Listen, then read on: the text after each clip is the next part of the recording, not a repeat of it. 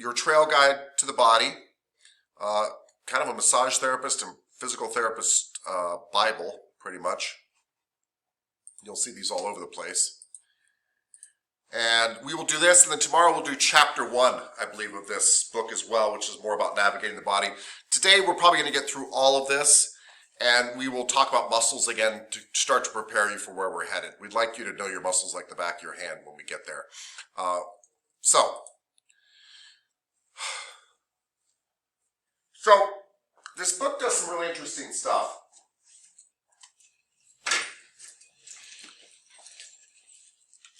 By the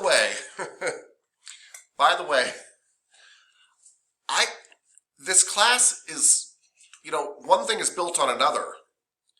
And so if you don't learn your bones well, you can't learn your muscles well because your muscles attach to your bones and all that kind of stuff. So I really advise you to really try to keep up with it because it actually makes the course easier in the long run, where it's very, very hard if you don't learn that stuff in the beginning.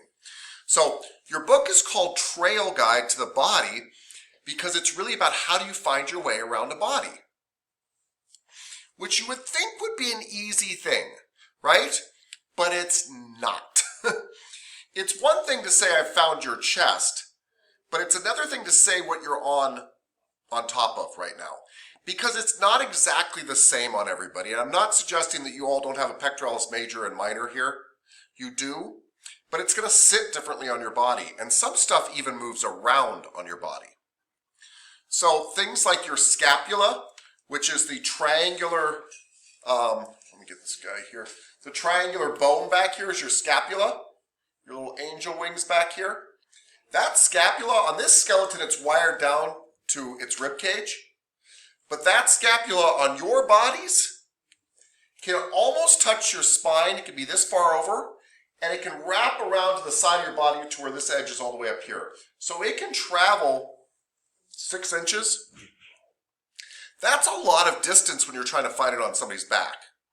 And you're finding it through skin, through something called fascia, and through adipose tissue, which is fat. And adipose tissue isn't necessarily a bad thing, by the way. I know in our culture it's like horrible stuff. But you need fat on your body, but the problem is it also is another layer that you've got to go through to try to find this scapula, and everybody's body's built a little bit differently. So Trail Guide is going to teach you bony landmarks to help you find your way. And I'll give you all an example of a bony landmark, and we'll talk about it right now and all that good stuff. If you tap the side of your shoulder right here, you should feel something pretty hard and pretty flat. Not up here, this will be kind of softer and this is a muscle, but out here, kind of like the shoulder pad for a suit or something, There should be something really flat here. And that is, and by the way, you can move it up and down. That is your acromion process of your scapula. What the heck is that? That's this. That's this part. Now, I'm going to try to make this easier. We're going to pretend to tear this left scapula off. Sorry. So I can bring it to you guys. This is as though you're looking at the back. Actually, this would be like if you're looking at the back of me right here, like this. This is how this thing is. But remember, it can sit here, it can sit here, it can be up here, it can be way down there. So anyway, this is a scapula. This is a scapula. Some really interesting things about this, but this little ridge right here is called the spine of the scapula. Spine actually doesn't just mean your spine, it means stuff that sticks out. So we consider this to be a bony landmark because when I touch your back, I can find this pretty easily. In fact, most people think this is the top of the scapula. They don't realize all this stuff is up here that curves in over your shoulder. Don't realize it at all. In fact, some massage therapists don't realize this a frightening amount, and they'll be digging into your trapezius up here, and they think this is a knot because they don't know that there's more scapula above this thing because they don't know their anatomy. Anyway, if you follow the spine of the scapula around to the side here, you get to this plate here. This is all one bone still, and this is called the acromion process. Now, stuff like this is extremely important, me just putting my hand on your back and figuring out what I'm touching. Later, it's going to become extremely important because all sorts of important muscles attached to this, and we need to work on those muscles. It's extremely important, and finding muscles is very difficult, actually. But Trail Guide to the Body is called Trail Guide to the Body because they teach you things like, this is the spine of the scapula. If you follow it around, it turns in the acromion process. And then you can start to find this underneath people's flesh. So that's why it's called Trail Guide to the Body. It's because we are going to find trails that we can follow, bony landmarks that you could find and feel underneath the skin. By the way, though, just remember, they don't really feel like this because you've got this on top of it, right? And I don't mean a terry bath towel, but this is what you're really feeling, right? On some people's bodies, if they're super skinny. And there's nothing wrong with being super skinny. I don't mean it like a, you might be feeling this. 8 layers of terry towel. And then you've got to feel around here. Believe it or not, I can actually find the spine now. Because I know what it feels like. So I found this razor-like thing here, and I'm like, okay, it's got a top and a bottom. That must be the spine. If I follow it, I will get to the acromion process. And that's what it's like finding on a body. So that's why we do all this, because it's really hard to find stuff. And you want to be an accurate massage therapist. Anybody can rub a back. I bet most of you are pretty good at it already. That doesn't mean you can locate muscles and fix problems, though. Right? So anybody can rub a back. So anyway, we will learn about this kind of stuff. And this stuff is a little boring, but there is no accidental bumps on your body. God, Gaia, Darwin, I don't care what your beliefs are, whoever made the human body, all these bumps are there because they're muscle attachments. So if you're climbing a mountain, it's one of the reasons they actually, I think, show, I mean, they didn't tell me this, but they have little people climbing the body here. So cute. Looks like it'd be fun. I'd love to climb up the body. We're up on the deltoid. Anyway,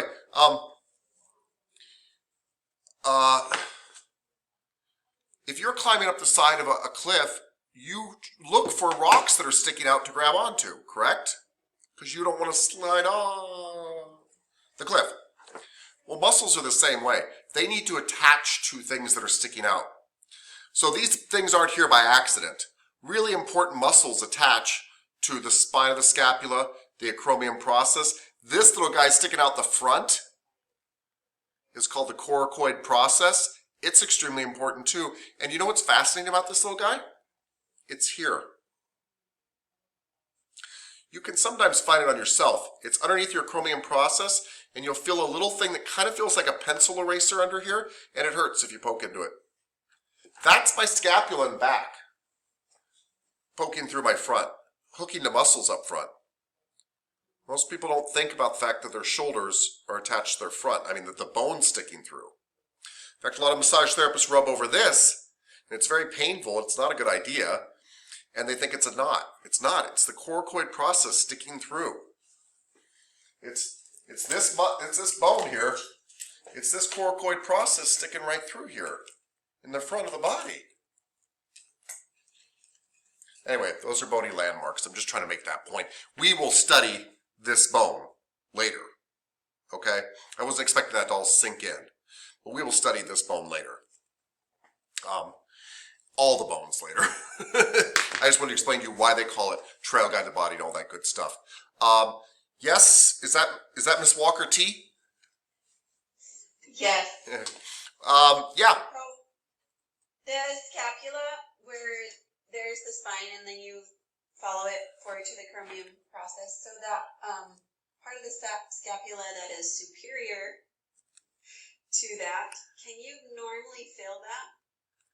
This you can find. For one thing, by the way, thank you for talking medical to me. That was stimulating.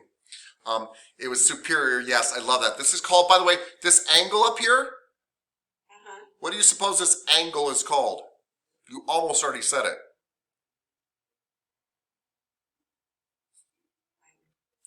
It's called the superior angle of the scapula. Okay. I just thought you guys should see how, like, guess what this angle is called down here? Inferior angle of the scapula? Yeah.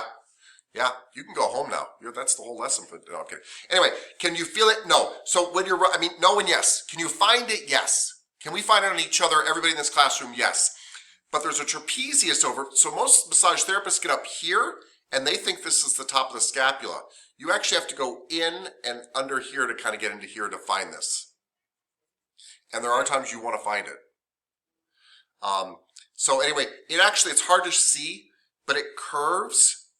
And so on somebody's back, it kind of disappears out of sight. And you have to actually go digging into the muscle to find it. But you can find it. But 99% of people, when they're feeling the scapula, they think this is the triangle. They don't actually think this is the triangle. They're missing this part. Which would be normal. You can't feel it, you see. I might be one of those 99. Well, you should be one of those 99, but licensed massage therapists shouldn't be one of those 99, and that's the 99% I was talking about. We'll find yours. You'll be set, trust me. We'll show you how to find it and everything. That's great. Is there a reason you want to find yours? I was just wondering. Okay. Just asking good questions. Something you could really fill. Yeah. Yeah. It's hard to find in yourself because you end up tensing up the very thing you've got to go through, but I actually think it's easiest to find if you go underneath this trapezius here from the front.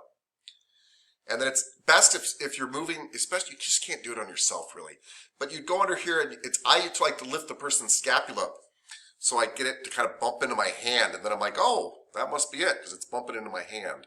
So I move their scapula around. Yeah. Okay. We do lots of that. Like where I'm like, I don't know what that is, so I start wiggling it around. I'm like, well, it keeps hitting my hand. It's got to be this thing right here, whatever. Because again, you're feeling around in the dark, so to speak. Yeah. Cool. Okay. So did that answer your question, by the way, Ms. Walker? Yes, it did. Okay. All right. Okay. So your book has every single muscle we will cover. There's no surprises. And this is a really good example of a sample page. And I just want to tell you kind of how to read the book, because you don't have to read every last bit. Although I have to tell you, this book does not have a lot of wasted information in it. Like if you were to read an entire book in your lifetime, this would not be a bad one. So each page usually deals with a muscle or a couple of muscles, but quite often just one muscle. And the example they give here is the sternocleidomastoid. Sternocleidomastoid. It is a muscle that runs down diagonally from here, and you can see on people. I don't know if you can see it on me. Probably have hard for me to flex it, but it runs diagonal down here, and you can see it in people's necks. It is a superficial muscle. I'm trying to look out there and see if I can see somebody's. I can actually, I'm sorry to point it out, but Miss McDowell, I can see yours, your right-hand side one, right there.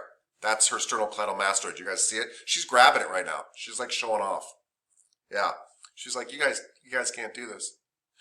She is literally grabbing the entire sternocleidomastoid. I don't mean from top to bottom, but she's got her hand around it. It's not that big. And there are some letters in boxes on the left-hand side of this page. Do you guys see the A in a box, the O in a box, the I in a box, the N in a box?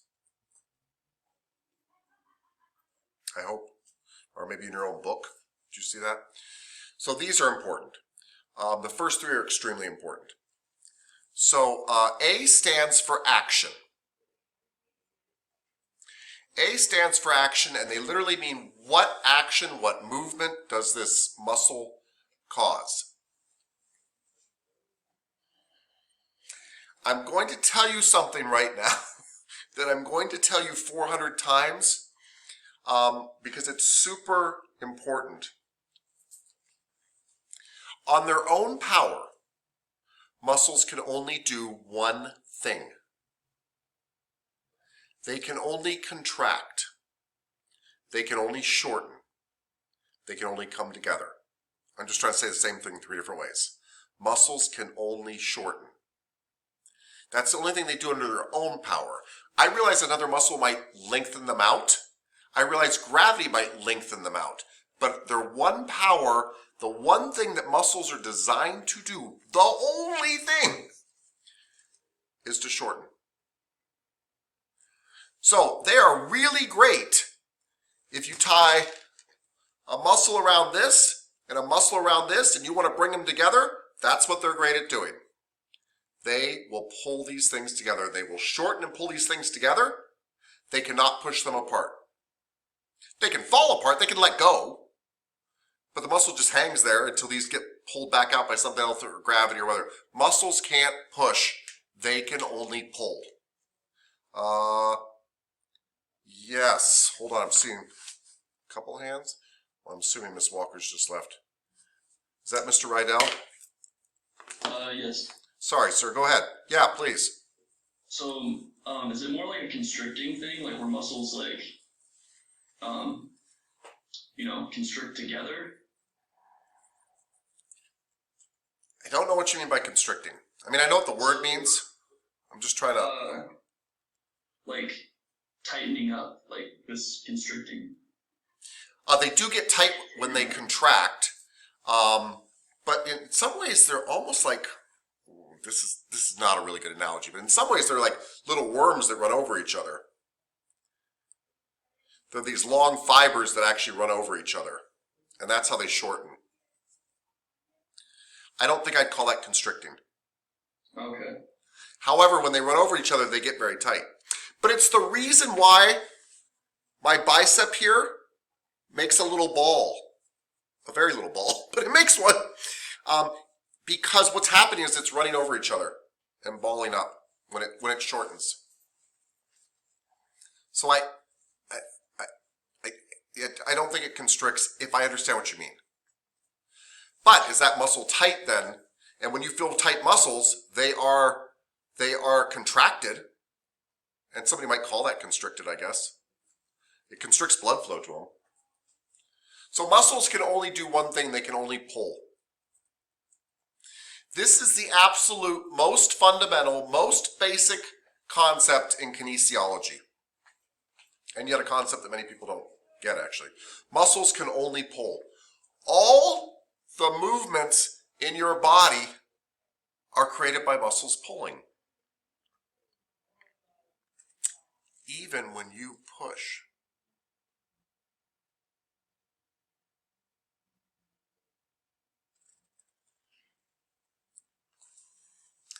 In fact, I would argue you never actually do a push-up.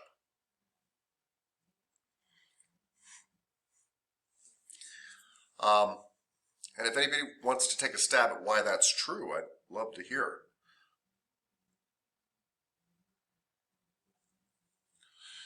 If anybody wants to take a stab at why, if muscles only pull, can I push? Or why am I arguing that you can't really do a push-up? Either one of those, same question, really. Oh, yes, Mr. Placencia. Please, raise your hand, both hands. When you're doing a push-up, your tricep is shortening to extend your arm, and your chest is doing the same as well. Mm-hmm. So he's 100% right. You are actually using levers to turn pulls into pushes. You can think about it this way. If I pull down on this, this pushes up. And that's kind of how you do a push-up. Your muscles are pulling when you do a push-up. Your muscles are pulling to push your arm out. Because they can only do one thing. Muscles can only do one thing. Ms. Bades, what's the one thing muscles can do?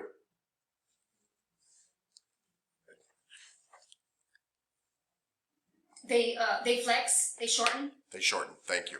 Yeah, they shorten. They shorten, they pull, they contract. Yep, any of those are totally legitimate things to say. Yeah. So, when,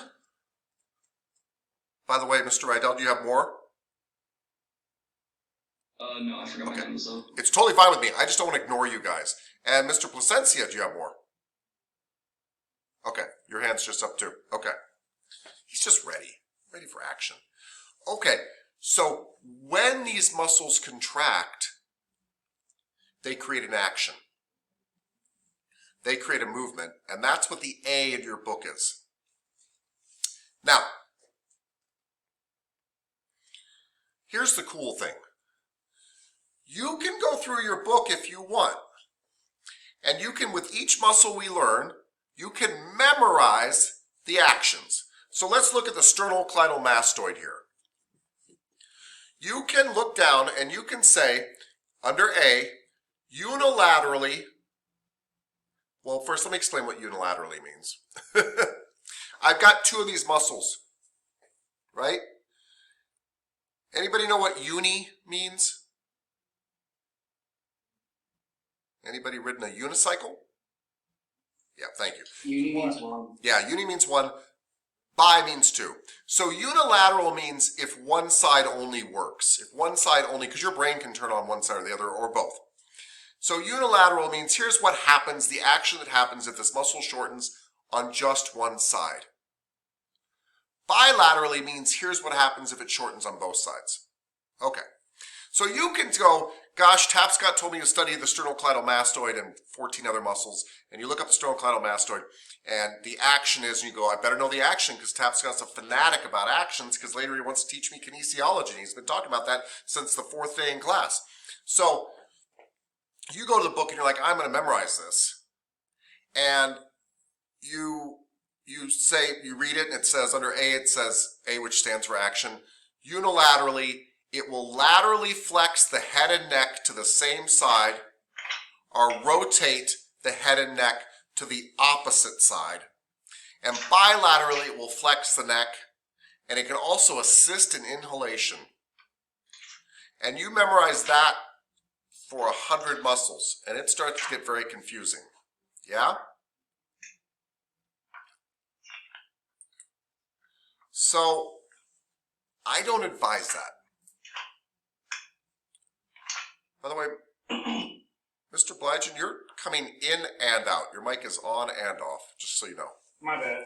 No, it's okay. Just letting you know. Like, I can hear you flip a page and then not. And then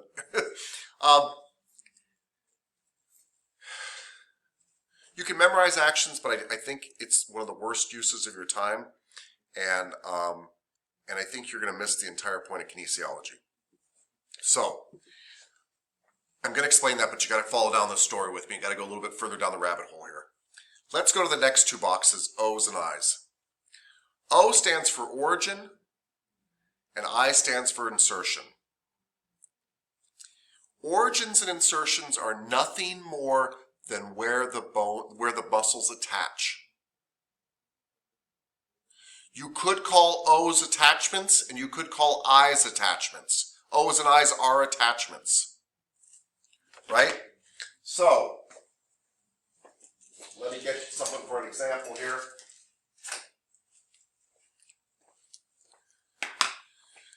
These are pretend bones, the orange bone and the blue bone.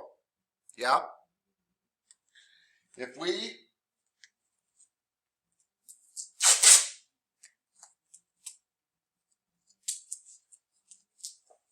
this yellow tape is a muscle.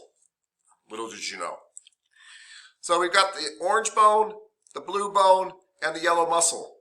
It's riveting. This muscle can only do one thing. Miss Estes, what's the one thing this muscle can do?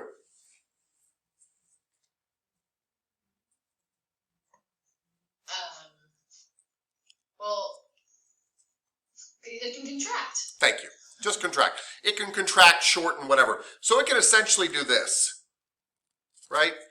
Now, of course, now I've just stuck it to itself, which, all right. But it can pull these two, it can pull the orange bone to the blue bone or the blue bone to the orange bone when it shortens, right? You can kind of see that. That's contracting, it shortens. That's all muscles do. So, these are attachments. Oh, yes. Mr. Rydell, yes, sir. Yeah, could they release too? Like their contraction? Yes. So sorry. It can do this and then just give up. It could just release. But it can't push these back out. They might fall back out. Other stuff might pull on them. I mean, don't get me wrong.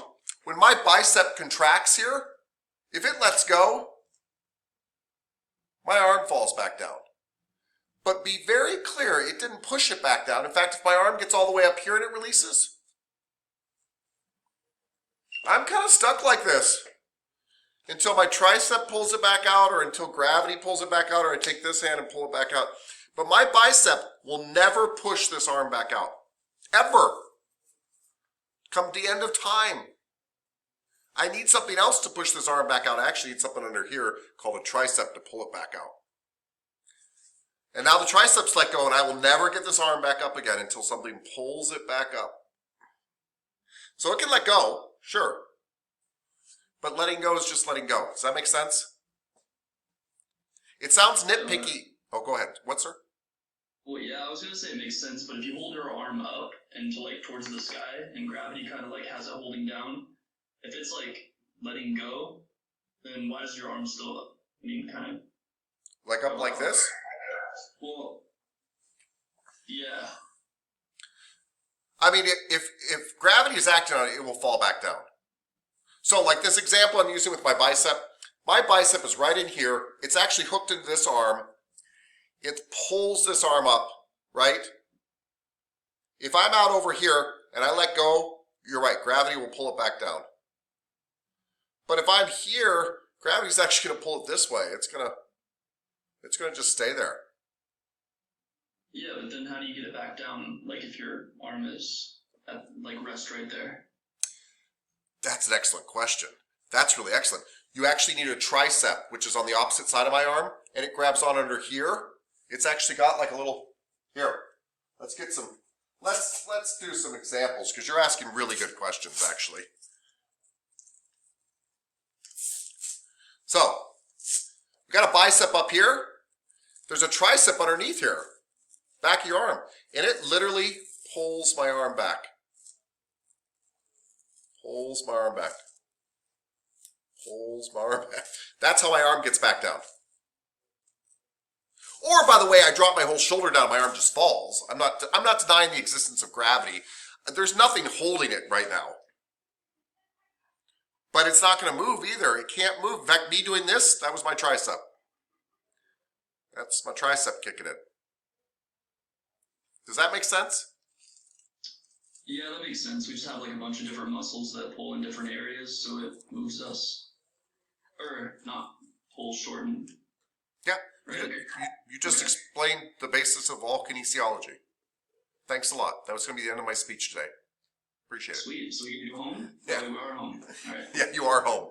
Anyway, yeah, that is actually the concept of all kinesiology, which is like we've got these bones, and we're oversimplifying right now, right? There's not usually just two muscles hooked to them. There's all sorts of muscles hooked to them, and your body very dynamically pulls those around so that I can do stuff like this.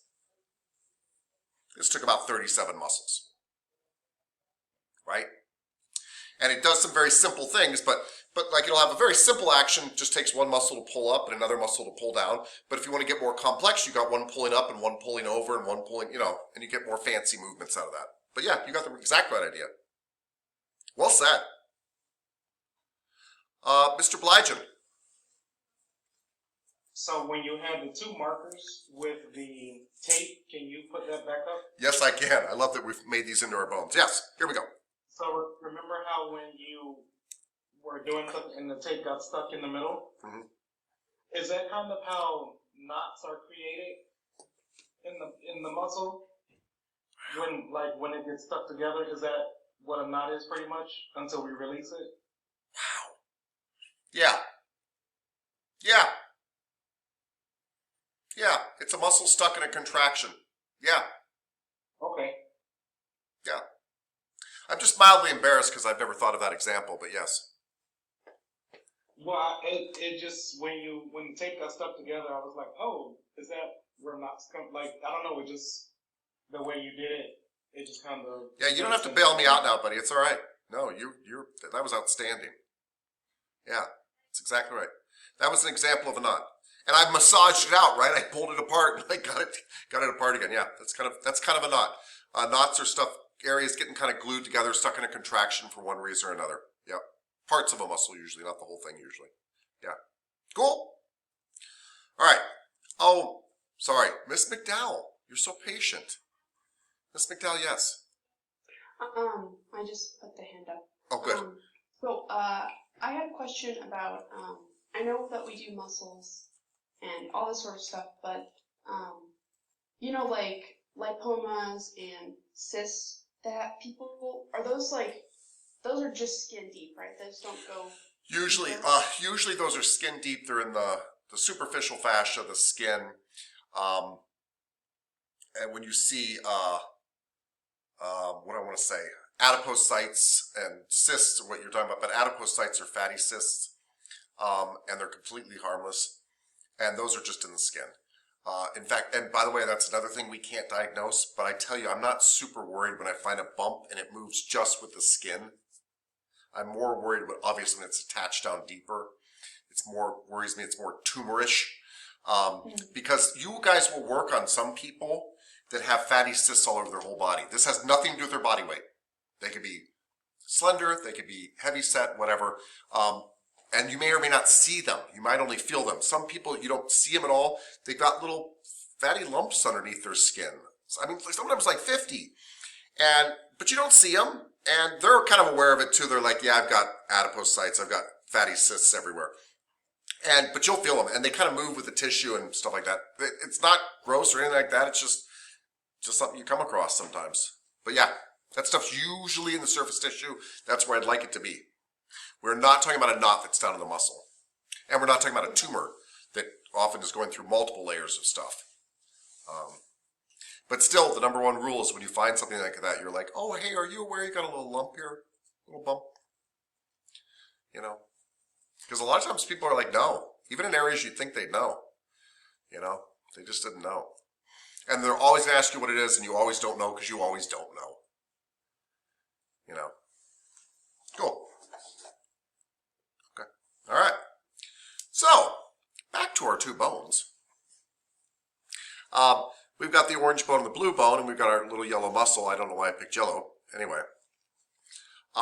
These are attachments because the muscle is attached to the bone there.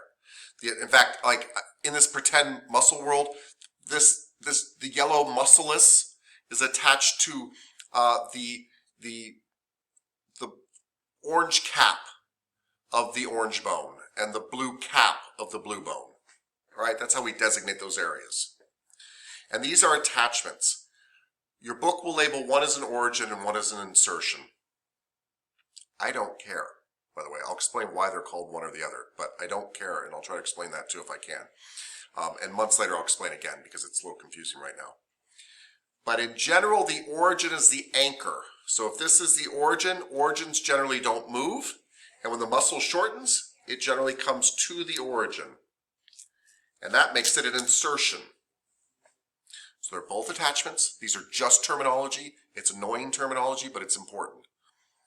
I don't care, by the way. Later when we learn kinesiology, you're going to realize it doesn't matter. They're just coming closer to each other. It really doesn't matter. You'll see why later. But the fact is, in general, the one that doesn't move and is the anchor is the origin. It's the beginning. And the insertion is the thing it's inserted into and it's pulling towards it. So, biceps again. Origins up here, insertions down here. This is the thing that moves. If you got the origins and insertions mixed up on a test, as far as I'm concerned, I wouldn't care because I just want you to know the two attachments. Because once you know the attachments, and this is back to where this entire conversation started, you know the action. You don't need to memorize actions. In fact, it kind of holds you back from being a really good kinesiologist because you want to always be figuring them out. You do need to know origins and insertions. If you want to memorize something in this book, memorize the muscle name and the O's and the I's. And here's why. It's neat that they picked the sternocleidomastoid. Not all muscles are like this, I wish they would, but the sternocleidomastoid is named after its origins and insertions, or attachments. Sterno stands for your sternum. Remember the thing that, like, you know, when you're a little kid, your brother held you down and beat on that and made you say the alphabet, your sternum. Cleidal is your clavicle, it's your collarbone. This muscle actually attaches right down here on your sternum and your clavicle. You can see it in the picture, and you can see it on Miss McDowell, who just grossed herself out. Thank you for that. She's like, ooh. Anyway, it's actually really cool. You can grab yours. Anyway, and it's called sternocleidomastoid. It goes to a bump in the back of your head here. There's a bump right back here called your mastoid process. It's a bump on your temporal bone. The mastoid process, by the way, is super important. It should be sore on you. You should feel this kind of bump coming down, kind of back behind your ear, and the sternocleidomastoid attaches to that. But forget about that right now. We're not learning the sternocleidomastoid today, by the way, so if you don't remember any of this, I don't care. I do care that you remember about O's and I's and all that kind of stuff. But look at this. Let's just do this together. So,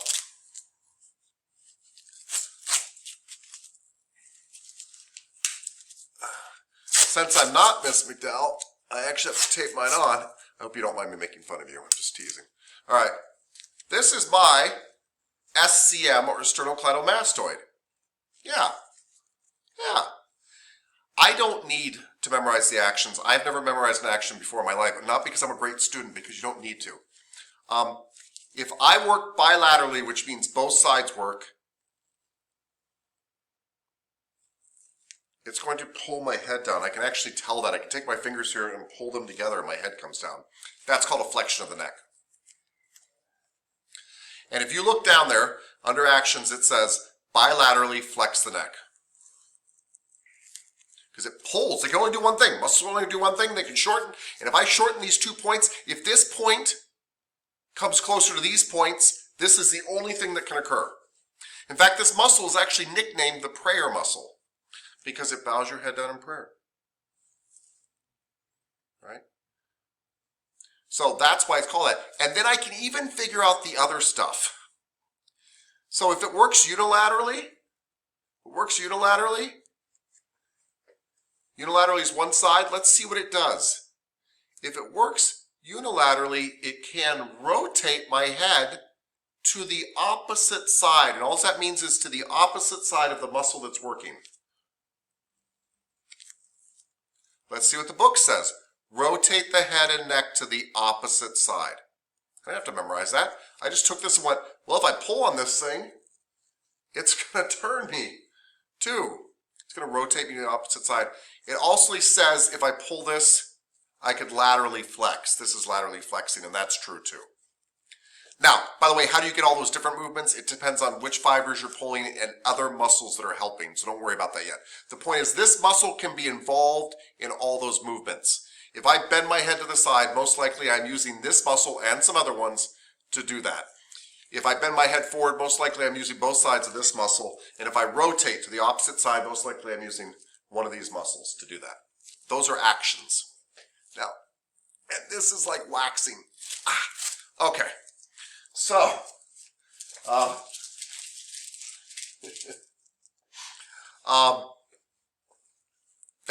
those are actions.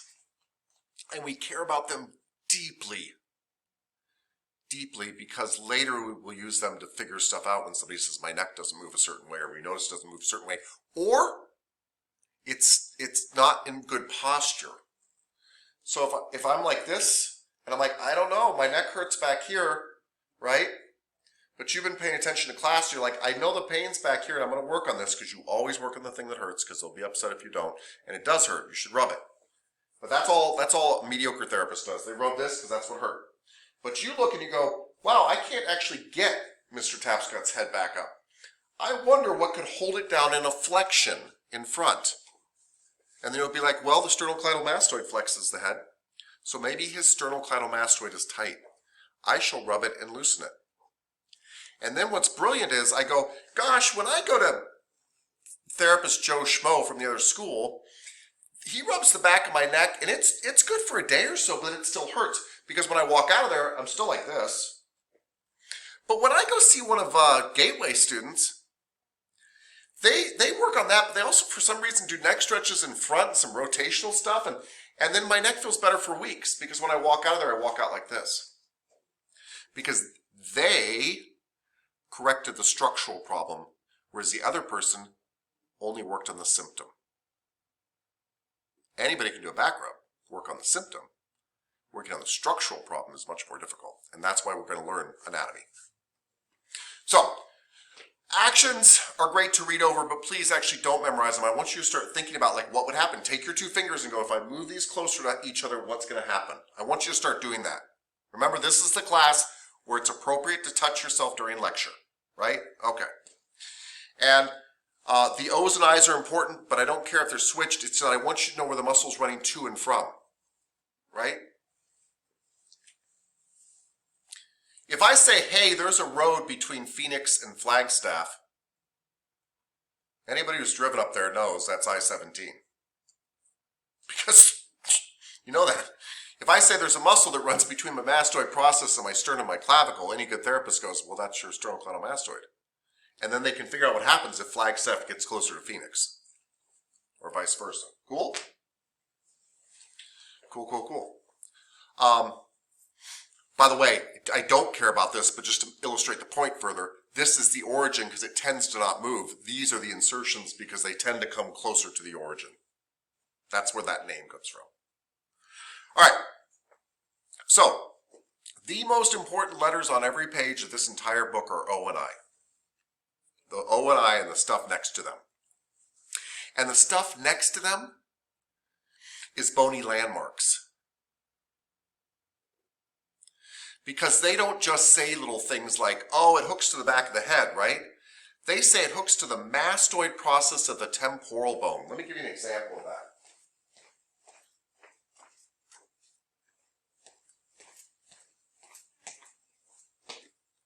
Hello. This orange here is one bone. It's your temporal bone. It's actually the most amazing bone in the skull. It has some really neat features. For one thing, you're all able to listen to me right now because you've got a hole in that bone called your external auditory meatus, your ear hole, that's going right through your temporal bone that allows you to hear me. And by the way, have you ever heard of TMJ syndrome? That's temporal mandibular, your mandible, joint, TMJ, problems. People with problems right there. It's in your temporal bone. In fact, they often get ringing in the ear because the temporal mandibular joint is right next to the ear. In fact, you could reach inside somebody's ear and affect the temporal mandibular joint. But this is what else is cool. Off the back is this bump here, the mastoid process. So your book is very specific and says, hey, this thing comes, it doesn't grab to just anywhere on the temporal bone. It grabs to the mastoid process of the temporal bone. It's very specific. It doesn't just say it grabs onto the orange pen. It grabs onto the cap on the orange pen because there's other stuff grabbing onto other parts of the orange pen, so to speak. So these bony landmarks that we will learn are usually actually more important than the muscles because if you learn the bony landmarks, lots of other stuff makes perfect sense, right? But if you don't know Flagstaff exists and you don't know Phoenix exists, it's kind of useless talking about I-17, right? So that's this whole point. So learn your bones when we go over them. Bones, because it makes muscles easy. And when you learn your muscles, learn your O's and I's, which are always some bony landmark that you've hopefully already learned. So to me, this is your arm bone, your humerus, right? So we'll learn that. But who cares? I want to know about all these little bumps on the humerus because stuff attaches to it, right? And that's what's important about that kind of stuff. Okay, last, how are we doing on time here? We're doing pretty good. Let's do one more thing and then we'll take a break because I'm seeing lots of, you guys look sleepy. Yeah, to be very honest with you, which is okay. I feel you. By the time we get to Wednesday, you know? The last box is N and it stands for nervation. It's not very important for what we do, not because nervation is not important. I'll explain what nervation is. Nervation is extremely important, but it's not important for you to memorize these. Don't. I'm going to go over something really briefly today, but I'll go over it in gory detail later, but it's the reason you don't have to go over nervation. So, it's true that muscles can only contract. I didn't lie to you about that, right? They can only shorten. But what causes them to shorten? Well, literally an electrical wire is hooked to them and causes them to shorten. Now, I shortened that story down a little bit, but really your nervous system is a whole bunch of electrical wires that literally send electrical impulses, and they might set off some chemical reactions at the end, but they're electrical wires that are hooked to your muscles and they go zap, which is why when you get electrocuted, you do stuff like that. And they cause your muscles to shorten.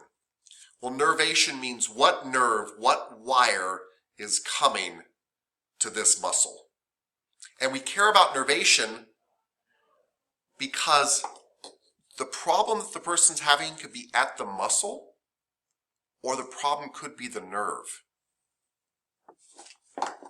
So, if I call Miss Hawks on my phone right now, and I say fire, she doesn't know if I mean I'm seeing a fire at her house through the screen and she should be worried, or I have a fire over here.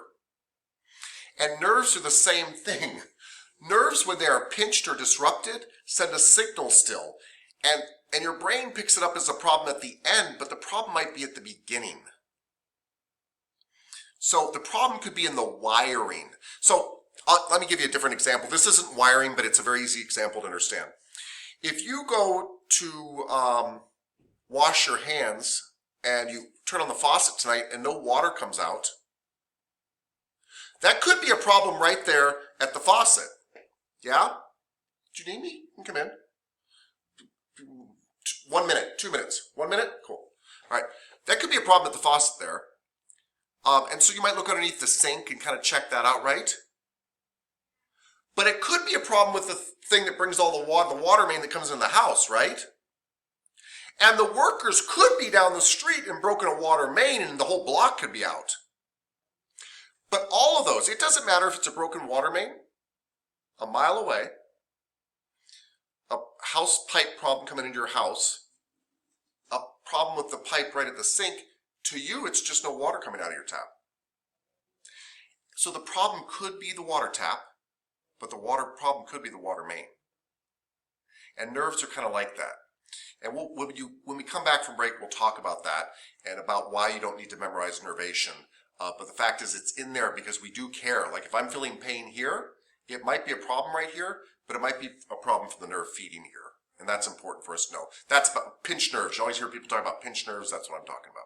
So let's take a 15-minute break. We'll come back at 4:40 and we will talk about nervation more. All right? So I'm going to stop sharing really quickly. I'm going to draw a picture on the board. You know how good my pictures are. So bear with me, okay?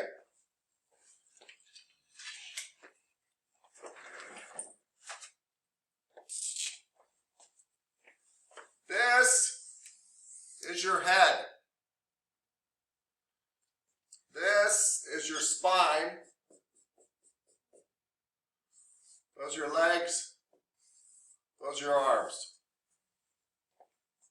It's incredible, I know. Your brain is the way you feel everything and decide to do everything. So we'll get into this later more, but you don't really actually experience true pain. What happens is a signal comes to your head and your brain tells you you experience pain.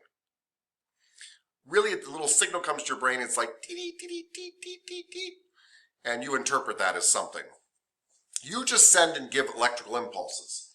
And the fact is, if I hit your finger with a hammer, that signal has to travel up your arm to your spinal cord and get up to your head.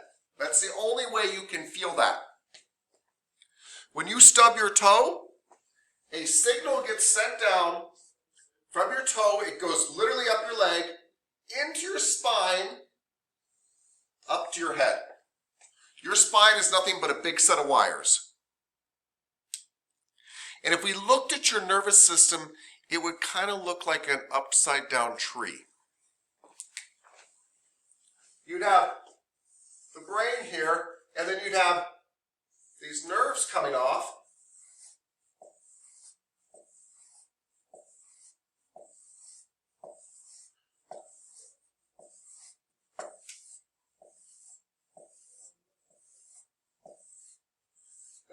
why your spine is so thick. It's made up of a whole bunch of wires.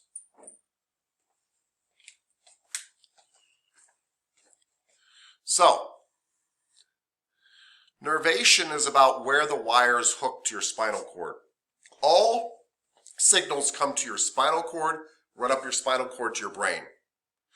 All signals where telling myself to move my arms, that had to come down through my brain, out my spinal cord, and out to my arms or my legs or whatever I'm doing. That's how it goes. It makes a lot of sense if you think about it. Well, that leads us to this.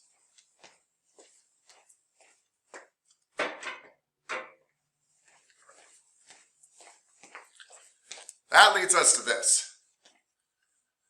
Your vertebrae. You've got about 24 of these. The first 7 up here in your neck, the first 7, are called cervical vertebrae. In fact, these cervical vertebrae, we number them because it's really easy. We just call the first one C1, cervical 1. The second one C2, C3, C4, C5, C6, C7. Really simple. The next 12 are called thoracic vertebrae, TH, thoracic. And we literally name that T1, T2, T3, T4, T5, T6, T7, T8, T9, T12. And the last 5 are lumbar vertebrae. And we label those L for lumbar, lumbar 1, L1, L2, L3, L4, L5. And the last thing is your sacrum. And actually, we call it your sacrum, but we'll also call it S1. So, you've got 7 cervical vertebrae, 12 thoracic vertebrae, 5 lumbar vertebrae. We will go over this again, don't worry. I had to tell you this so I can tell you the next part. That's kind of how anatomy is in the beginning. I got to explain all that stuff to you. If you look in the book, the nervation there is C2, C3. What that means for the sternocleidomastoid is the wire that feeds it is down here between C2 and C3. So if we go 1, 2, 3, 1, 2, C3, it's this wire that comes out that then wraps around and goes into that muscle that tells it to move. So it's kind of cool. So if you were to clip that wire in my neck, I mean, lots of things would happen. Please don't do it. But if you were to clip my wire in my neck, I could no longer move my sternocleidomastoid. I could no longer do this. So if I'm having pain here, it could be a tight sternocleidomastoid, but guess what? It could also be a pinched nerve in my neck that's giving me pain here. Because when you press on this nerve, it also usually sends pain to the area it goes to. That's why nervation is important. Nervation tells you where the thing is connecting to your spinal cord. Yes, Ms. McDowell, please. Where are the discs in the spine? Because I have a family member who has like degenerative discs in the spine. Where are those? Yeah. All right. So you guys are, I'll try to orient this for you. When you guys rub a back, you can actually feel these bumps poking out. These are spinous processes. We'll learn about them later, but you can actually feel these on somebody's back. You don't normally rub them. You normally rub next to them. You see the back of a back. The discs are actually on the anterior portion of the back. You will never touch them in massage. If I look at the front of this, the discs are these things between each of the bones. Here's the problem with they have degenerative disc disease. Is that what you said? So here's a really big lumbar disc. So you guys are used to rubbing this. You'll never touch the disc. You can't. The disc is up here and it provides padding. Well, this is your spinal cord, this big thick thing of wires coming down here. These are called nerve plexes that come out to the side. Well, when the disc degenerates, sometimes it comes down and crushes on these wires coming out. And it smarts a little, a wee bit, to have 5,000 nerves pinched down on by a bone. It's awful, by the way. The other thing, since I have this up here really quickly, is, you see what I'm doing right there? That's a herniated disc. The disc is blowing out through the side. People call it a slip disc. They call it a blown disc. These discs don't slip. Never in a million years will this thing slip. It's sewn into you, but it can rupture. And it'll rupture, and then it hits a nerve plexus coming out the side. And that you'll get a little tinge. Yeah. It's very painful. And it can cause all sorts of problems depending on where it's bulging. Yeah, and lots of people will come to you with bulging discs, by the way. You don't have to worry about working on them. You should work on them. You can't put the disc back in. You can't even touch the disc, but you're trying to relieve pressure because you don't want a lot of pressure pushing on this thing. You'd like to relieve the pressure from it. Yeah. Miss Estes. Well, that kind of leads to my question is, Perfect. What does it feel like to have a pinched nerve? Okay, so lots of different things. Usually it can give you local and referred pain. Local pain is pain at the spot where it's pinched. So I actually have a little bit of a herniated disc in my back, and it's real low. It's in my lumbar region. And so it was a long time ago. It's fairly healed now, but it's down here. I can feel it down in here. This area it's sensitive, not because I'm actually pushing on the disc. The disc is hidden. You could dig on this all day long. There's no danger. People think there's a danger. There's no danger at all. You can't touch the disc. It can't be done. You literally would have to kill, like you can't do it. But that area is sensitive on me because it's tight around there. That's probably just my body protecting it. But here's the other thing. The nerves from your lumbar region reach around your body and feed the front of your legs. So when this thing is pinched, right? For me, it's very normal for me to get some numbness here, or pain here, or tightness down here, and there's nothing wrong here. The problem is up here, and that's what I meant about referred pain and nerves.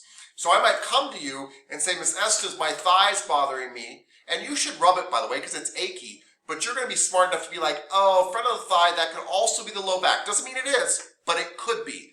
And you got nothing to lose, so you're also going to rub my low back in case that's part of this problem. But what does it feel like? It feels like pain, numbness, discomfort in other parts of the body, anything a nerve can pick up. I will also tell you a common complaint of people with really bad back problems.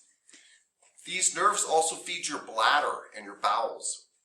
So this is way TMI, but when I first injured my back, it would feel like I was going to go to the bathroom. I just was like, I don't feel like I can control myself. It didn't actually happen, but it just felt like it, because all the nerves that feed what you control your bladder with and your bowels with are muscles too. And so if they're getting all fired off, you're like, whoa, something's going on down there. So it can do stuff like that too, sure.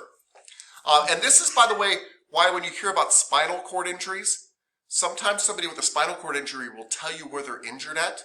They'll say, I'm a T5 spinal cord injury. Because it matters. If I got paralyzed from my lumbar region down, I can't feel my legs. If I got paralyzed from my neck down, I can't feel my arms, chest, or legs. So higher up the spine, when you see those guys wheeling around and playing basketball, those are very low spinal cord injuries. They've still got control of their upper body. So that's why we care about nervation. Nervation tells us where the nerve that feeds that muscle went into the back, and therefore it could be pinched on the back. Those erector spinae muscles could be pinching it, and other things could be pinching it, or a herniated disc could be pinching it. And we want to know that because it's always good to be like, okay, Tapscott, your hand's tingling, maybe your hand's injured, you're a massage therapist, but maybe it's a pinched nerve of the neck because that's what feeds the hand. And as a massage therapist, I don't even try to figure out which one it is, I just work on both of them. And how would one find out if they had a herniated disc or an issue? So a couple of ways. MRI is the real way you find out if you have a herniated disc. And because you got to be careful, because chiropractors will tell you, and I don't mean because they're bad or whatever, but they'll just be like, you got a herniated disc, because they're always like, you got a herniated disc. Just like massage therapists are always like, oh, you're tense. That's our answer to everything, you're tense. You're tense. So it's just a common thing. They'll be like, oh, they're like, disc degeneration. Well, everybody's discs are degenerating. It doesn't necessarily mean that's the exact problem. It's just a convenient thing to throw out. But a very intelligent chiropractor told me, when he said, I think you've herniated this disc back here, which I may or may not have, I said, well, how do I know? He goes, it's an MRI. He goes, but are you going to get surgery on it? I said, no, like it's not that kind of thing. He goes, and there's no point in doing the MRI. No point in finding out what it is, because even if we find out that it is that, you're not going to fix it. And if it's not that, we're not going to do anything about that either. You're still going to have to go back to stretching, exercise, massage, these things. The answer to me is the same. And I've known some really smart clients that kind of taught me that too, where I once had a client come to me and was getting massage and physical therapy that you would do after surgery they were doing before. And I said, why are you doing that? And they're like, you're so smart. They're like, well, I figured I'd do all the things they tell you to do afterwards first and see if that alleviated enough of the problem that I didn't have to do surgery, which it did for them. And I was like, that's really smart because you can always do it again later. So anyway, so you wouldn't necessarily know, but referred pain is a good sign that something's pinching back there. Yeah, okay. Something's All right. pinching, right? May not be a disc, but something. There's other things I hate to tell you that can happen back here. Tight muscles alone can pinch. That's the best case scenario because we loosen them up. You can get spurs on your bones that grow where they shouldn't, and they'll poke in on the nerves. That could be a problem. You could have a herniated disc. You could just be a little bit out of alignment. That's a great scenario too, and somebody kind of pops you in and things are better. That could be the case too. It could just be tension. Could be. The other thing too, everybody, just to think about, again, I'll mention this later. We're getting way ahead of ourselves, but we always kind of think in these terms of like, how do I know if I have a herniated disc, which is a very valid question. But remember, this nerve is a wire, right? And if I take that wire and I just barely pinch it right there, right here, just barely. I mean, not a lot, just a little bit of tension of working on the keyboard. Not a lot, nothing that would even alarm a massage therapist. But then I've got a little bit of tension down here in my elbow and a little bit of tension right here. The end result is a really bad wrist. So you could be like, but I've got the aching down my leg just like Tapscott's got. Yeah, you might have a herniated disc, but you also might have a pinched nerve in 3 spots. And it doesn't have to be much of a pinch it if you pinch it in 3 spots. Take a garden hose and pinch it just a little bit in 3 spots and you don't have very much water at the end. So you can be pinched a lot in 1 spot or pinched in several spots. Which is why sometimes you can't figure out all this. So what you do is you just go, I'm going to work that whole nerve all the way down. Because I'm not sure. Now, by the way, you can do very complicated tests where you sit there and prick certain areas to see where the person's getting sensation or not. That's when you're trying to track down a single, but usually surgeons doing that because they're trying to find the exact thing because they want to go do surgery on it. Normally, it's just not worth your time, and we're diagnosing at that point again.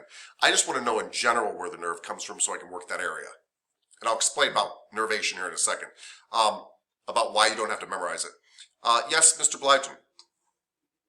I have a question. Yes, sir. Kind of on the same subject about nerves and feeling pain. So I have, what I think is peripheral nerve damage in my fingertips and in my toes. It's from a cold weather injury from when I was in the Army. And recently they did an EMG where they attached like stickers, and then they shocked me several times to test the nervous response, I guess. I'm trying to figure out how exactly, I'm not sure if you know the answer to this question either. How exactly does that test, if that test is able to tell them the issue that I'm having in the peripherals of my fingers and toes, based on what they did in that test? I understand the concept of the test. I don't actually know. The concept is, by the way, they're seeing if we apply electricity here, does it pick it up and does it get all the way up to where it's going? Which would imply the thing's working. I don't understand why that would help them to differentiate whether it was peripheral or not. To me, you would have to hit it here and then hit it in a different area and see if you're getting different relays. What you're trying to do is find out, like, hey, when I send electricity here, he doesn't get much response, but when I send it up here, he does, which means he got peripheral damage down here, and this is the section not working. That's the concept. Mm-hmm. Yeah, because they stuck needles in this part of my hand as well, on both sides and in my legs. It was like actually quite painful because they were shocking me, and my arm would, jump. And they did it like even in the back of my knee. That was the worst. So I was just a little curious because the doctor, he didn't really have much bedside manner. He just kind of threw me on the table and started shocking me. He didn't really explain anything. So I'm supposed to find out the results of that in Yeah. a week or so. Well, I'm guessing the needles that they had higher up your leg and higher up your arm, they were checking for responsiveness. And so they're saying if they're getting a better response up here than they are down here, then it implies something's broken down here. Mhm. That makes sense. Okay. Yeah. That makes sense. Yeah. I mean, I'm not an expert, but that's I guarantee you that's the concept. That's why they do it. Yeah. That's interesting though. They stuck needles in you and ran electricity through them. Didn't really explain much. Huh. Okay. Thank you. Yeah, I won't go back to him. Yes. Don't blame you. Miss Trotter. Alright, so I have a question more about the spine stuff again, because, so if you're gonna work on the area and try to relieve the tension, would you try to massage away from the spine, or would you do a mixture of pushing it towards and away, just to kind of relieve the tension? Wow. That's a great question, Ms. Trotter, and I actually appreciate you taking this discussion back down to massage, right? Because if we don't learn this stuff and it doesn't inform what I do with my hands, what's the point, right? We're way too up in our heads at that point. I'd work away from the spine in general. Okay. In general, I feel like the spine is getting impacted. I'm trying to clear stuff away from it. Okay. I mean, anything that loosened up would be great, but I'd be working away. In fact, I have some specific stuff that I do where I'm pushing muscle away from the spine. Yeah. Cool. Sounds good. Okay. So, let me tell you the reason that you don't have to memorize nervation. Now, if you're a neurosurgeon, you do because you need the exact right nerve, right? But I don't care if a particular nerve is going to C3 or C4 because it's actually hard to tell the difference of those things in my neck. Does that make sense? I do care if a particular nerve is going to my cervical region, my thoracic region, my lumbar region, my sacrum, because those places are far apart from each other. So I care about that. Well, guess what? The human body is really well designed, and there's a really quick way you can remember this, and you'll never have to learn nervation as a massage therapist. Let's see. Let's see if I can show you. Maybe that'll help.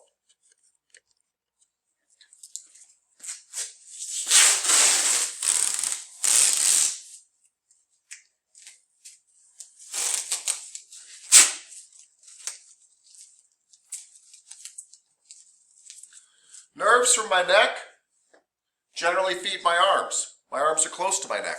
Everything that goes in my arms goes into my neck and up to my head. If you have tingling in your arms and hands, it could be a pinched nerve in your neck. Period. Period. Nerves in my thoracic region, which is my ribs, feeds the stuff in front. It wraps around and feeds the stuff in front. So the nerves from here wrap around and feed the stuff in front. Nerves from my lumbar region tend to come down and feed the front of my legs and all that stuff. And nerves from my sacral region, which is below my lumbar region, tend to take care of the back side of my body, going down my leg. So I'm going to draw that on the board because I did a very bad job taping myself off. I really need like an assistant class. All right. Let's see.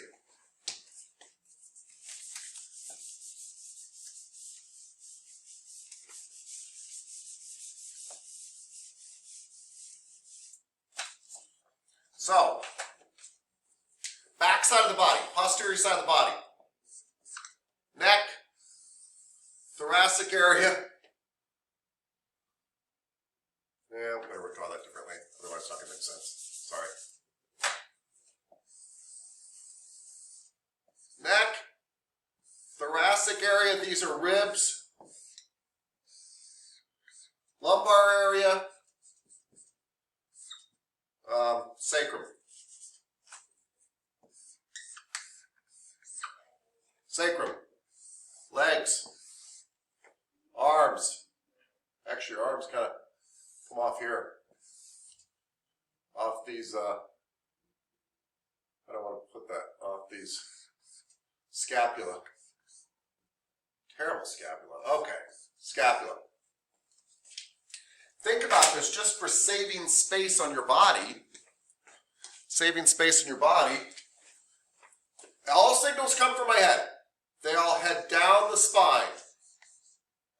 If they want to go to my arms, they come from my neck. So problem with your hands? Could be pinched nerve in your neck. Could just be a problem with your hands. Don't forget that. Don't go walk around being like, ah, your hand's bothering you, it's your neck. May not be, but it could be. Problem with your elbow?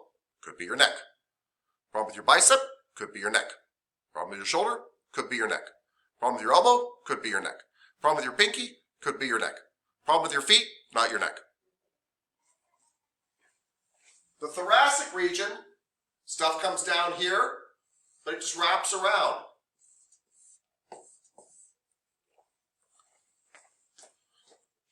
Problem with my chest? Could be back here. Problem with my belly? Could be back here. In that kind of, in the back part of my back, not my lumbar region, back part of my back. Could be back here. Wraps around to the front. So any problem up here? Little pain in my belly? Might need dinner? Might have a pinched nerve in my back. Okay? Lumbar region goes around to the front of the legs. Problem with my quads? Could be in my lumbar region. And then everything out of the sacrum goes down the back of the legs. Pain in my butt? Could be a pinched nerve in my sacrum. Pain in my hamstrings? Could be a pinched nerve in my sacrum. Pain in my calves? Could be a pinched nerve in my sacrum. That works every time. And that's about as much information as I need, because I'm not going to come work on you and be like, okay, you got this problem in your pinky, so I'm just going to work that little spot, right? No, I'm going to work your neck. Because all the muscles that run across your neck are long. I've got to work them all. So problems in your arms, I'll work your neck just to make sure we don't have a pinched nerve there. Problems in your chest, stomach, whatever, I'll work the back side of your ribs. Problems in the front of your legs, your shins, I'll also work your lumbar region. Problems down the back of your legs, your butt, by the way, I realize that's a technical term for it, but I want you to visualize with your bottom, the back of your legs, your calves, I'm going to work around your sacrum. Because that's where the nerves come from. Now later I'm going to teach this all to you again. This is just a highlight. But I just want to explain to you why I don't want you to over-focus on the N in the square in the book. I don't care. If you want to care, that's fine. That's great. You'll know something I don't know, because I don't know any of them. But you don't need to know nervation, because you just need to know how the general pipes run, if that makes sense. And that's how the wires run, the pipes run. And this will make more sense, I promise you, when we get to the nervous system, because I'll show you diagrams and charts and everything like that. And you'll be like, oh, that's that thing you talked about. But that's why I don't want you to worry about that. What do I want you to worry about? The name of the muscle, the origin and insertion. O's and I's. You'll hear teachers talk about it. Go learn your O's and I's. Origins and insertions. This is the sternocleidomastoid. It inserts into the mastoid process of the temporal bone, and its origin is the sternum and the clavicle. I now can figure out the action. I'm not worried about the nervation. It's up in this area. The nervation is definitely going to be in the neck. It's in the neck. I might work the back of the neck too if I'm thinking there's problems here. Done. Does that make sense? Okay, good. Good. All right, I'm liking that. Hold on 1 second. Mr. Brown, did you ever come back online?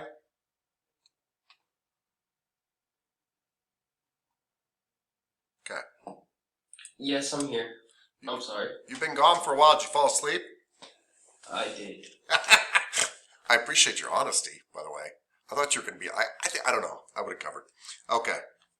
Thank you, sir. It's good to have you back. We missed you. A lot of people asked about you.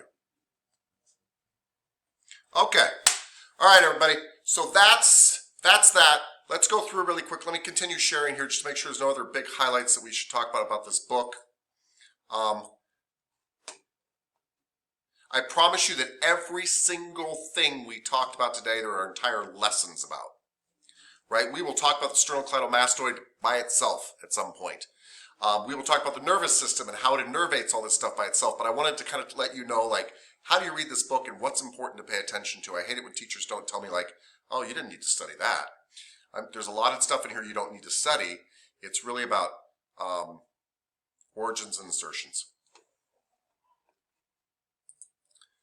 Okay. Palpation. Palpation means to touch. We will talk about muscles that are palpatable and non-palpatable. Non-palpatable doesn't mean you shouldn't touch them, it means you can't. It means you can't find them. They're too deep. Your heart muscle, I can't palpate it. It's underneath your sternum and your rib cage. If I'm palpating your heart, I'd have to be an open heart surgeon. Yeah? So, one of the keys to palpating is to not, well, I don't want to say this. Is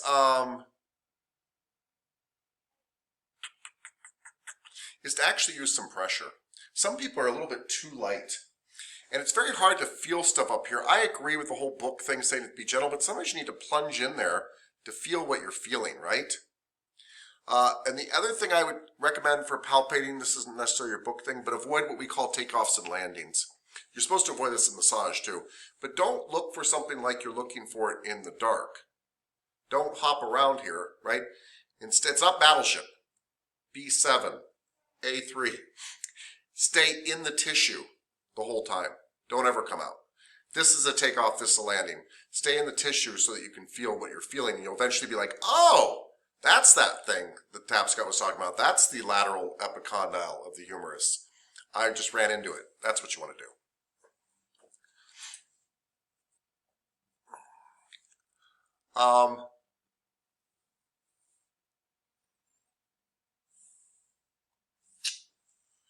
A lot of massage comes down to angles. And this is just something to think about. So, if I want to increase the pressure of this move right here, one of the things I can literally do is just increase the angle. This is a more aggressive move than this. And so a lot of times in massage, people think it's all about pushing, pushing, pushing. Sometimes it's really more about my angle. If I'm trying to be nicer to you, more gentle, I drop my angle. If I'm trying to be more aggressive and get in there more, I increase my angle. Don't forget that because it's really, really helpful. Sometimes things in massage are really about angle and you're like, how am I going to work on this big guy or whatever? And it's really just a matter of angle. Really just a matter of angle. They mentioned rolling and strumming, by the way. That's when you're trying to find something. We generally don't strum clients. It's annoying. If I have muscles running this way, I normally don't strum across them. It's like plucking their guitar strings. But it's a good way to find stuff to where I'm like, oh, this thing I'm popping back and forth over, that must be the muscle I'm looking for because I'm popping back and forth over it. But I don't normally do a massage like this.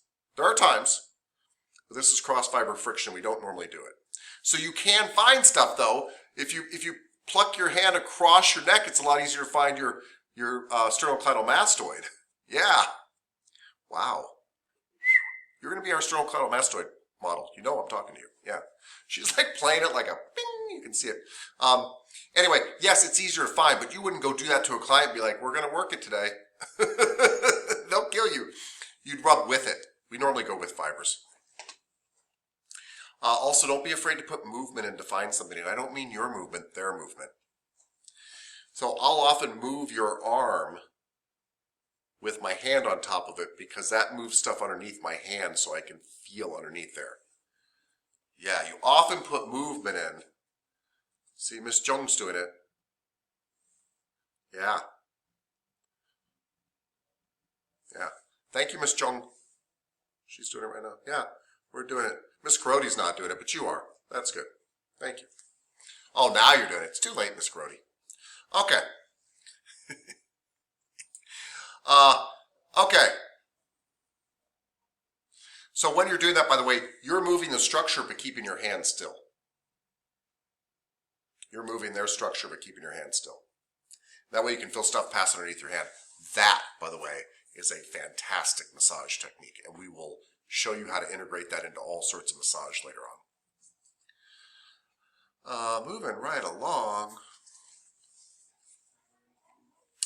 Let's talk really briefly, we're going to use them later, but passive and active movements. When we talk about passive and active, and we're going to get into very complicated active movements later, but when we talk about passive and active movements, we mean whether the client's passive or active. You're always active. You poor guys are working for a living. That's why you're going to make the big bucks. You're always moving. But passive is when you're like, don't help, and the client's like, that, and you're lifting for them. That's passive. Active is when they're actually helping you move. And there are times when you want them to be active. So let me give you an example. I mean, this one's ridiculous because you wouldn't need to do this, but you can passively move my arm around, believe it or not, and you can actually grab on here and you can feel the bicep move underneath your fingers. And you can be like, that's probably the bicep because when I flex and extend the arm here, it's moving. But just to make sure, you could say, hey, push against something and you'll see if it get hard and you'll be like, oh, it's definitely the bicep. So sometimes you want them to fight against you a little bit because you're trying to find something, and that's them actively moving, and that resistance causes the muscle that you think it is to tighten up. Now in this case it was very simple. That muscle's right there. But there are some tricky areas in the body where like one movement tenses up that muscle and another movement over to the side tenses up a different muscle that's right next to it. And so by having them do that movement, you can feel which one tightens up and you can be like, that's it. That's why you might do that. By the way, there's 25 other reasons why you might do that too. You might be strengthening the muscle, all sorts of stuff. Don't worry about it. But there are reasons that you might want the client. Normally you want them passive, but sometimes you want them active, actually pushing against you a little bit to see if you're hitting the right muscle. And you guys will do this in labs sometimes to find a muscle on somebody. Yeah. Okay. That's up to you. We are going to talk about the skin later. We don't need to talk about it now at all. But your skin is composed of 3 layers. And those 3 layers have other layers, but it actually has 3 main layers. That's an epidermis on top, which is essentially dead. Your top layer of skin is essentially dead, and by the way, most of the dust in your house is you. Just so you know. It's disgusting. People disgust me. Most of your skin sloughs off all the time. In fact, the top layer is waterproof and it's dead. And that's why you can scratch it and get dust off it and things like that, and it doesn't bleed too, because it's meant to be dead. It's there to protect you. And actually a lot of facial treatments are really sloughing off that dead skin so you grow new fresh skin so it looks young again. And the dust in your house really is a lot of dead skin cells quite often. I mean, it's probably dirt too, but anyway, that's the epidermis. Underneath it's the dermis. That's the alive skin. And when you get down to the dermis and you cut down that far, you do bleed because there's blood in there feeding the skin cells and things like that. And then underneath the dermis is the last layer, and it's a layer that massage therapists actually care about. They call it the hypodermis, which means under the skin. Hypo means under the dermis. We also call it the subcutaneous layer, but if you're Tapscott, you make sure to call it the superficial fascia layer. It's the first layer of fascia, and we're going to learn about fascia later. This is just preview of coming attractions, but your body is layers and layers of fascia, which is essentially the skin under the skin. Have you ever prepared a chicken breast and you were able to peel off a very thin saran wrap type layer on top of the chicken breast? Anybody ever seen this? It's very strong. Well, that stuff is fascia and it's wrapping around everything in your body. And so that last layer of skin is sometimes called the superficial fascia layer. It's also the hypodermis, but it's also subcutaneous. But those are the 3 main layers of skin. We'll get to them later. We've already talked about the fact that muscles can only do one thing. They can contract, shorten, whatever. I'm not saying they can't lengthen later, but they're not doing that in their own power. They're just giving up. And somebody else is lengthening them.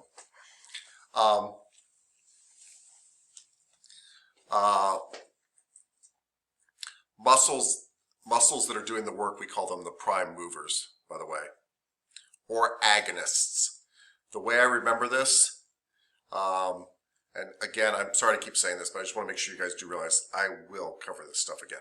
Like, this is just stuff we have to kind of have some footing somewhere to go somewhere from. but prime movers is the main muscle that's moving, and it's also called the agonist, and I remember that because it's in agony, it's working.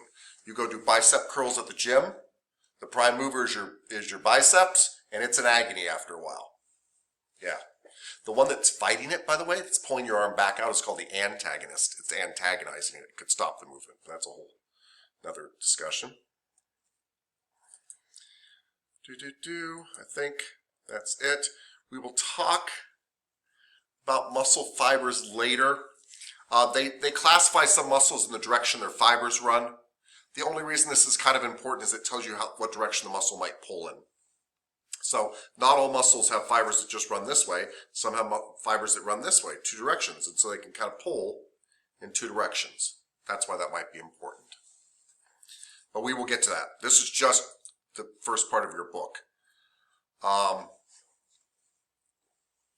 And we will talk about fascia for the next 9 months together, or 8 months together. Fascia, again, is essentially the skin under your skin. It is a highly elastic and very strong connective tissue that surrounds everything in your body. It surrounds blood vessels, it surrounds bones, it surrounds muscles, it surrounds groups of muscles, it surrounds muscle fibers, it surrounds organs, it surrounds cavities of organs. You are basically bags and bags and bags of fascia. It's what gives you structural integrity. It's amazing, and it comes in many forms, essentially. So, tendons are a form of fascia, basically. Ligaments are a form of fascia. They're just shaped in different ways, and we will get to all that. You've got ribbon-like fascia that's called retinaculum. You've got fascia everywhere. Aponeuroses are sheet-like fascia. And we will study this in gory detail. But it's one of the things that you actually feel without realizing it underneath the skin. I'm not just feeling skin, I'm also feeling this saran wrappy stuff over the muscle, and then the muscle is underneath that. So fascia is everywhere. Okay, we're not going to get into all that. Arteries and veins, we will talk about those later. Just remember, arteries go away from the heart, and veins come back to the heart. But we will get into all that. We're going to talk about nerves later. That's it.